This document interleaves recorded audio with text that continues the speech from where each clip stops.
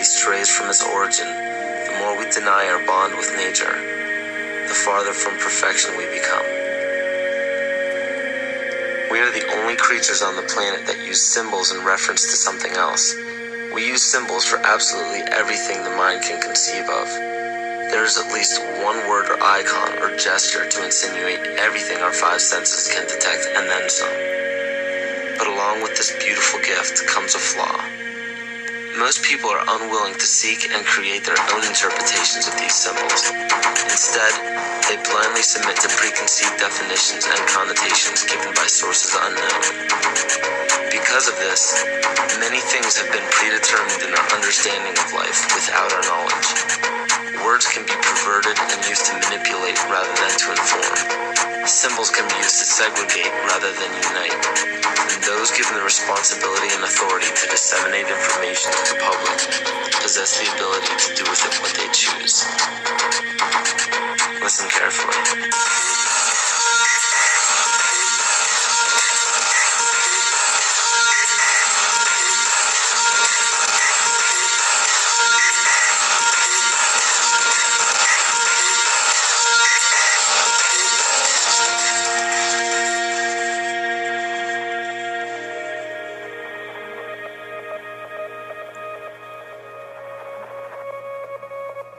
Every 26,000 years, our solar system passes through the 12 zodiac signs. Ancient civilizations such as the Hopi, Cherokee, Apache, and the Mayans were aware of this great cycle and developed calendars according to it. This cycle stems from many different occurrences in nature, such as the sun's orbit around Alcyon, the central star of the Pleiades, as well as the 260-day cycle of human gestation. This cycle is broken down into 5 sub-cycles of 5,125 years each, which were thought to have their own age. The Aztec calendar, or the Mesoamerican sunstone, depicted each cycle being destroyed by one of the 5 elements. The cycle we are currently in is the age of the 5th sun, 3113 BC to 2012 AD. More precisely, this great cycle ends December 21st, 2012. Mayan cultures and civilizations were aware of this end date, and Nostradamus even prophesied great changes in this time. For Earth, which we are currently in, is also known as movement, shift, evolution, and consciousness. Living Maya timekeepers proclaim that the Earth has been through fire, earth, air, and water. The final element is ether, or center. The Hopi believe that the 4th world of destruction closes and the 5th world of peace begins on December 21st, 2012. This great cycle is broken down into what the Mayans believe to be 13 backtuns. Earth began the 13th backtun in 1618, which was known as the triumph of materialism, as well as the time of great forgetting, in the prediction that humanity will lose awareness of their true bond with nature by means of external possessions. This is where ego and domination become the predominant ambition of the civilized world. Not surprisingly, this time frame was precisely when the worldwide coordination of Pope Gregory VIII forced the 12-month calendar, as well as the first mechanical clock onto indigenous people. This is what is known as the error in time. Before the inception of these 2 instruments by the Roman Catholic Church, each year was divided into 13 moon cycles with 28 days each. But the most detrimental part of these 2 instruments is the insinuation that time is something external, something inorganic and outside the body that we must watch and obey. The 7th century Mayan prophet Pakal Vitan left a powerful message for future generations. If humanity wishes to save itself from biospheric destruction, it must return to living in natural time. He also foretold of our accelerated technological society and the damage of our collective divergence from natural law in exchange for material values. Astrology and the study of the heavens are as old as civilization itself. Throughout the past several thousand years, new religions have all but replaced the pagan religions of prior years. Man has always been so thoroughly fascinated by these objects in the sky that they have formed constellations for them and gave them stories. In Greek mythology, these were personified as the gods. We notice in structures that still stand to this day that the most ancient of civilizations put forth more wealth, power, time, and effort into the locations of the stars than any other practice. This is commonly written off as simple curiosity, but the truth is becoming clearer by the day as we close in on the 0 year of December 21st, 2012. It is a common misperception that the pagan religion is rarely practiced today. In fact, paganism, in its evolution, is the most widely practiced form or philosophy of religion. You may ask yourself, how is this possible? The answer is hidden in nearly all of our current popular religions. But who would have the time, power, or desire to integrate the seemingly long-gone philosophy in such popular opposite denominations? Dr. Adam Weishaupt was born on February 6, 1748, in Ingolstadt, a city in Bayern, Germany. This interesting character was the son of a rabbi and converted to Catholicism after his father's death. After studying French philosophers such as Voltaire, he learned theology and the mystery religions in the French royal court. World-famous banker Mayer Amschel Rothschild of the Rothschild dynasty chose Weishaupt to create the Coven of Golden Dawn, which is to this day Rothschild's private coven. Amschel Rothschild, for those who are unaware, instigated the American Revolution, America's supposed liberation from Britain. Rothschild instructed Weishaupt to create the ancient illuminated seers of Bavaria. This is better known as the Order of the Illuminati. The name means the bearer of light, the illuminated or enlightened one, which is also another name for Lucifer. The Areopagite or tribunal was the inner circle of people in this supreme order, and were the only ones privy to the secret meetings. In Nesta Webster's book, World Revolution, she states, the art of illuminism lay in enlisting dupes as well as adepts, and by encouraging dreams of honest visionaries or the schemes of fanatics, by flattering the vanity of ambitious egotists, by working on unbalanced brains, or by playing on such passions such as greed and power, to make men of totally divergent aims serve the secret purpose of the sect. People with money were welcomed but kept oblivious to actual secrets. The purpose is to win power and riches, to undermine secular or religious government, and to obtain the masters of the world. The goal of the order was and still is to one day deliver the human race from all other religions and into a single religion. Progression through the political and religious hierarchy was obtained by blackmail in the form of bribing people in power with sex from local prostitutes. In the 16th and 17th century, high-ranking officials in political or religious organizations were liable to be sentenced to death for such acts. In 1780, Baron Franz Friedrich Knigge was also recruited. He was the most instrumental person in the marriage of the Masons and the Illuminati. This allowed the Illuminati to expand rapidly with the use of Masonic lodges. On August 29, 1781, Congress of Wilhelmsbad declared the alliance official. Those in attendance were put under oath never to reveal what took place in that meeting. Comte de Virieu, a Mason from Martinez de Lodge at Lyons, was questioned about the meeting upon his arrival home. He stated, "I can only tell you that all of this is much more serious than you think. The conspiracy which is being woven is so well thought out that it will be, so to speak, impossible for the monarchy and the church to escape it." He later denounced the Illuminati. Sir John Dee. John Dee was a servant to Queen Elizabeth Tudor of the Tudor dynasty. He was the head of the British Secret Service, MI5. He was also known for the practice of black magic and his affiliation with occult rituals. Occult means hidden within conscious realms. If you are unaware of the occult paganism's dominance in the world to this day, pay close attention. Pagan symbols, gods, rituals, and doctrines are the basis for most every religion practiced throughout the world. For example, the symbol of the cross is derived from the vertical masculine line and the horizontal feminine line connecting in tantric union to create motion or vibration. As with all vibration, energy is created and begins to spin the cross, giving us the symbol of the swastika. This is why you see the swastika used in many ancient spiritual or religious images.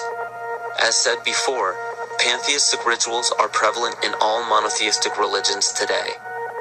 Circumcision is a pagan ritual marking males in a ceremonial fashion. Weddings are pagan by nature in the wearing of a ring, which originally symbolized the ring of Saturn.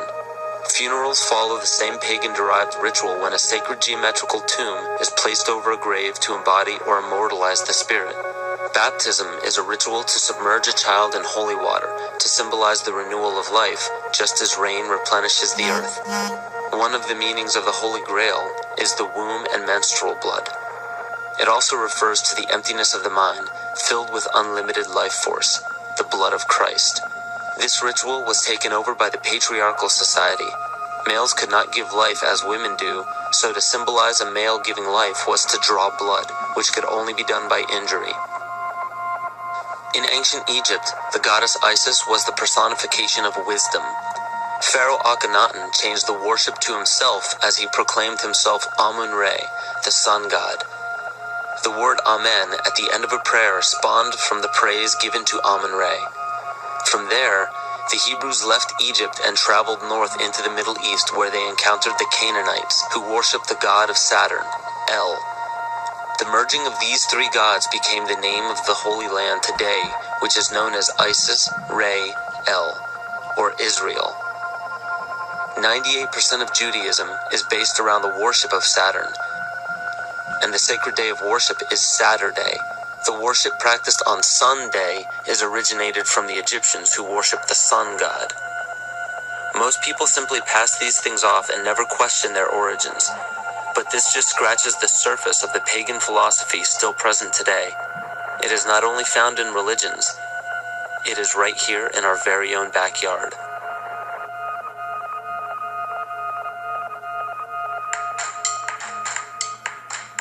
On January 22, 1783, Congress ratified a contract stating that all bills of credit emitted, monies borrowed, and debts contracted by or under the authority of Congress before the assembling of the United States shall be deemed and considered a charge against the United States for payment and satisfaction whereof the United States and the public faith are hereby solemnly pledged.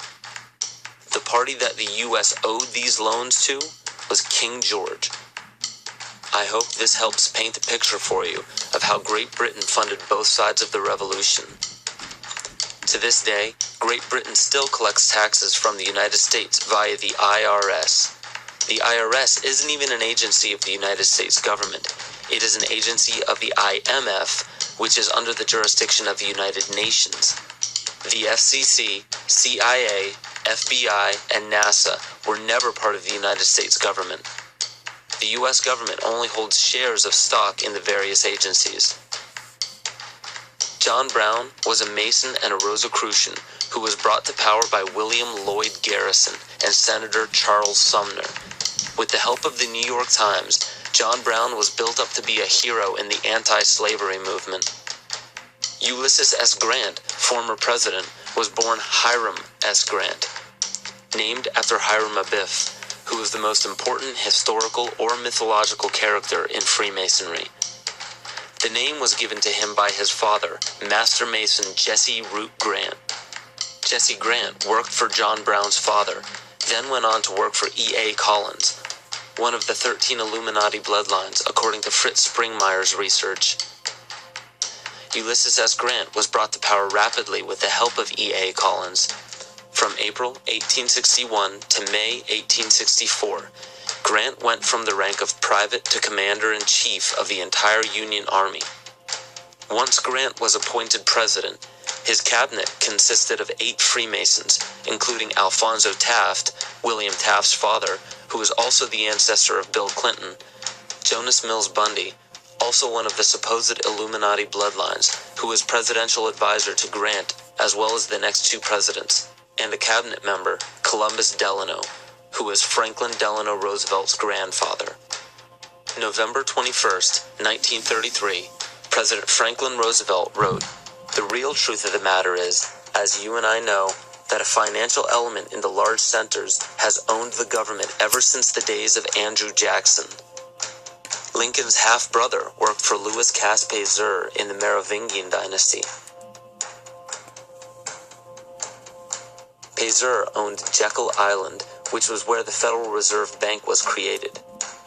In the mid-1800s, Lincoln and the Whigs were trying desperately to keep Andrew Jackson from establishing a gold standard called the Independent Treasury System. Lincoln and his party fought to set up a central bank, making such public speeches as, "Under a gold and silver standard, all will suffer more or less, and very many will lose everything that renders life desirable." Lincoln's statement resounds elements of scare tactics, as this entire speech, as well as other speeches on the matter, gave no real evidence or explanation for the concerns of the gold standard. In the early 1900s, after a failed attempt for Woodrow Wilson to set up what was called the League of Nations following World War I, Wilson and his advisor, Colonel House, set up the Institute of International Affairs. This institute had two branches, one set up in England called the Royal Institute of International Affairs, and the Council on Foreign Relations was incorporated as the American branch. Founding members included Colonel House, J.P. Morgan, John D. Rockefeller, and other tycoons at the time. A national income tax was declared unconstitutional in 1895 by the Supreme Court, but a constitutional amendment was proposed in Congress by Senator Nelson Aldrich. This makes much more sense when you notice that Nelson Aldrich was also known as being the authentic voice of J.P. Morgan, and later married into the Rockefeller family. 27 to 35% of American workers' pay is taxed, and this money goes to the central bank called the Federal Reserve, or the Fed.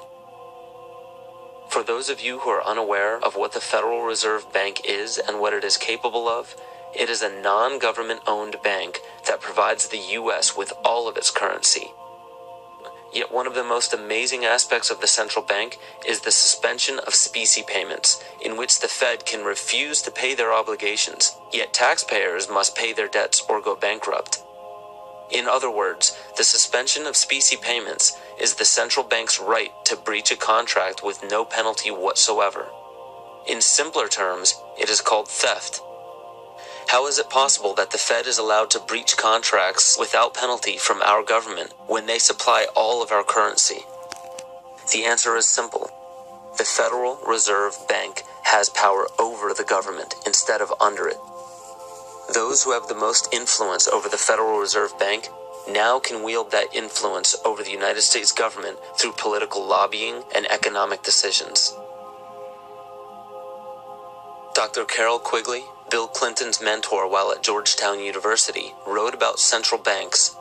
They want nothing less than to create a world system of financial control in private hands, able to dominate the political system of each country and the economy of the world as a whole, controlled in a feudalist fashion by the central banks of the world, acting in concert, by secret agreements arrived at in frequent private meetings and conferences. It is important to know that nearly all of the founders of the Federal Reserve Bank were involved with the conception of the Council on Foreign Relations. Since 1934, we are now finding that all secretaries of war or defense, since Henry L. Stimson, almost every head of CIA since Allen Dulles, nearly all presidential candidates, Dwight D. Eisenhower, JFK, Richard Nixon, and Bill Clinton were all members of the CFR. George Bush Sr. was actually CFR director from 1977 to 1979. Understand that all of these high-ranking positions were lobbied into place by the organization set up by an international banking cartel. There are secret meetings held by many of the same members in the Trilateral Commission, the Bilderberg Group, the Club of Rome, the United Nations, and the two branches of the Institute of International Affairs. These groups make up what is known as the Round Table, developed by Cecil Rhodes. Other offshoots or preliminary groups are Bohemian Grove and Yale University's Skull and Bones, which we all know George Bush Jr., George Bush Sr., and John Kerry were all a part of. Most every meeting by these groups are attended by the most powerful government officials, corporate leaders, media moguls, and royal families in the world. These meetings are held in secret, and not a word of them reaches the mainstream media. How is it that so many powerful people can attend meetings alongside the mainstream media and not a mention of it makes it to the public? This all may start making much more sense when you understand that common citizens aren't meant to know what is happening at the top. Is there any dispute that to gain power in this day and age, it takes strategy and intelligence rather than brute force? Logic will tell you that in any sport or game, to claim victory, you must keep your moves strategic and secret. Why would it be any different in global politics?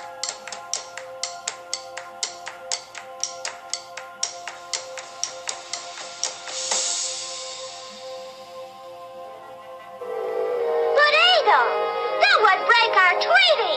You're a good guy. Well, you hate war. You wouldn't go back on your word. Are you kidding?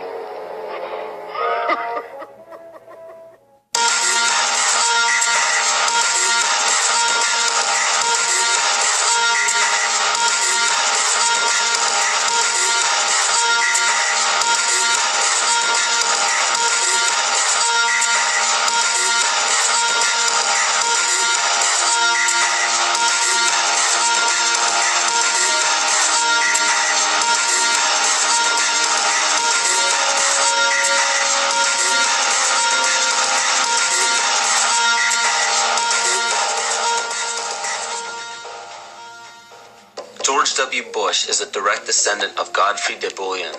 The Bouillons were servants of Pope Gregory VII and led the European noblemen into the crusade in order to recapture Jerusalem from the Islamic faith.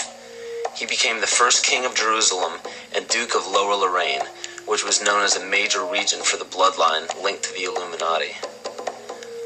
Bush is closely related to every European monarch. He is the 13th cousin of Queen Elizabeth and Prince Charles. He also has kinship with every member of the British royal family, the House of Windsor. The House of Windsor is known for abandoning their German names after World War I due to criticism of the people. A lesser-known fact about the House of Windsor, however, is the heavy funding contribution to bring Adolf Hitler to power in the rise of World War II. The swastika is actually a symbol of the sun, referencing to the sun order of the occult. Heinrich Himmler was the commander of the SS and one of the most powerful men in Nazi Germany. Himmler was a seventh-ray occultist and was very influenced by the book Astara by George Luns, who was an Austrian mystic. This occult book mapped out the plan for a cleansing of ethnicities and bringing about one race, and to revive the ancient tradition of the Knights Templar of the Middle Ages. The Knights Templar were a group largely killed off by the French monarchy. The remaining Templar created many Masonic orders and secret societies throughout Europe, from which the Illuminati is believed to have originated.